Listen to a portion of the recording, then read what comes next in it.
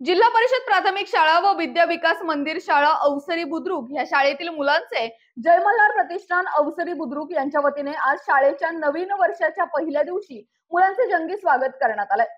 विद्या विकास मंदिर शाळेचे माजी प्राचार्य अंकुश शिंगाडे व नवनिर्वाचित प्राचार्य सुरेश जारकड, पर्यवेक्षक माधुरी खानदेशी यांचा जय मल्हार प्रतिष्ठान अवसरी बुद्रुक यांच्या वतीने सत्कार करण्यात आला। अवसरी गावचे भूषण माधुरी हरिश्चंद्र पोखरकर महाराष्ट्र शासन नगर परिषद राज्यसेवा ऑडिटर अकाउंट पदी निवड झाली।